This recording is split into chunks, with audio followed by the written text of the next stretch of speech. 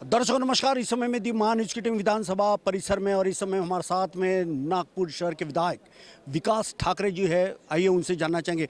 विकास ठाकरे जी, जिस प्रकार से आज सभागृह में आपने तमाम दोषी अधिकारियों को और नगर विकास विभाग को जो कटघरे में खड़ा किया, वो कितना उचित है? मुझे लगता है कि नागपुर शहर, इस शहर में सरकार की ज़मीनें बहुत है और ये सरकार की ज़मीनें सही में सरकार के पास है या और किसी के पास है, यहाँ सही में नियम से काम हो रहा कि नियम बाह्य काम हो रहा, इसके तरफ ध्यान शासन ने देने की ज़रूरत है। मुझे लगता है नागपुर शहर में महानगर पालिका हो, एनआईटी हो, महसूल विभाग हो, पशु संवर्धन विभाग हो, पंजाब राव कृषि विद्यापीठ विभाग हो, नजुल विभाग हो, हर लोगों की ज़मीन है। ये ज़मीन पे अवैध लोग कब्जा करके बैठे हैं, बिजनेस चल रहे हैं, लॉन चल रहे हैं, किसी के होटल चल रहे हैं, किसी के शोरूम चल रहे हैं। कोई स्थानिक प्राधिकरण से इन्होंने परमिशन नहीं ली है। कहीं कहीं तो परमिशन के लिए गए, इनका प्लान रिजेक्ट हो गया तो वो नगर विकास खाते में जाकर स्टे लेके आए। 6-6 साल से स्टे पे चल रहे हैं। ऐसी में नागपुर शहर की जनता को धोखा है। अगर उस जगह जाकर कोई अपघात होता है, वहाँ फायर की एनओसी नहीं है। अगर तुम कानूनन कोई हॉल बनाते हो तो वहाँ फायर की एनओसी, ऑक्यूपेंसी सर्टिफिकेट, ये सब लगता है। पर यहाँ पे तो कोई ऑक्यूपेंसी का सवाल नहीं आता, फायर की एनओसी का सवाल नहीं आता, मैप सैंक्शन का सवाल नहीं आता और ये धड़ल्ले से चालू है। हजारों लोग वहाँ शादी समारोह में जाते हैं। अगर अपघात हो गया तो इसके लिए क्या शासन जरूर जवाबदार रहेगा? क्या नगर विकास खाता जवाबदार रहेगा? क्या ये सवाल मैंने आज शासन से किया हूँ। विकास जी, अंबाझरी स्थित जिस प्रकार से डॉक्टर बाबा साहब अम्बेडकर जो स्मारक भवन जो था, उसको जमींदोज प्रशासन ने किया है, क्या कहना चाहोगे? मुझे लगता है कि ये बगीचा है, नागपुर शहर के लोगों की शान थी और वहाँ पर अम्बेडकर स्मारक था।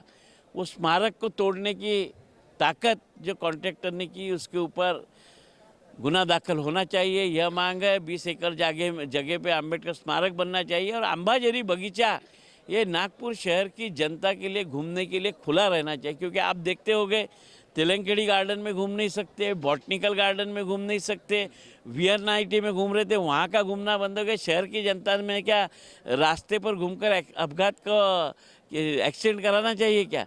मुझे लगता है कि ये बगीचे को बचाने के लिए सम्माननीय उप मुख्यमंत्री साहब और यहाँ के आला सत्ताधारी लोग आगे आएंगे और ये बगीचा नागपुर शहर की जनता के लिए बचा के रहेंगे, इसकी मुझे इनसे अपेक्षा है। नागपुर में जिस प्रकार से ये जो अधिवेशन हो रहा है, आज अधिवेशन का आखिरी दिन है, क्या आउटपुट निकला है? चाहे विदर्भ हो, महाराष्ट्र हो या तमाम इस राज्य की जनता हो? मुझे लगता है कि विदर्भ के लिए आउटपुट क्या निकला है ये तो अभी यहाँ का विश्लेषण होगा अधिवेशन का, उसमें क्या मिला है। अभी अंतिम आठवड़ा प्रस्ताव पर मुख्यमंत्री उप मुख्यमंत्री अपना भाष्य करने वाले हैं और उसी के बाद तय होगा कि हमारे विदर्भ के झोली में क्या गिरा है। लेकिन ऐसा कहा जाता है कि कांग्रेस की ओर से कई बमबारी की जाएंगे, बम फोड़े जाएंगे, कुछ बम फुसकी भी निकल रहे।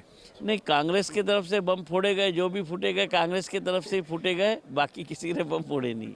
बिल्कुल। तो आप थे विकास ठाकरे, जिन्होंने बखूबी बेबा के साथ बात करते हुए यह बताया कि जो अधिवेशन का आज आखिरी का दिन है, उसका जो कंक्लूड जो आने वाला है वो तो होगा ही, लेकिन उन्होंने नगर विकास खाते को जिस प्रकार से आड़े हाथों लिया है, चाहे भ्रष्टाचार हो या फिर जो गलत तरीके से जो कामकाज इस खाते के मार्फत जो हो रहा है, वो कहीं ना कहीं उसकी रोकथाम होना चाहिए, सरकार और प्रशासन ने ध्यान देना चाहिए। ऐसा ही उन्होंने आज दी महान्यूज के समक्ष बात करते हुए कहा है। नागपुर के विधानमंडल से कैमरा पर्सन सुभाष बुटले के साथ संजय मिरेदी, महान्यूज, नागपुर।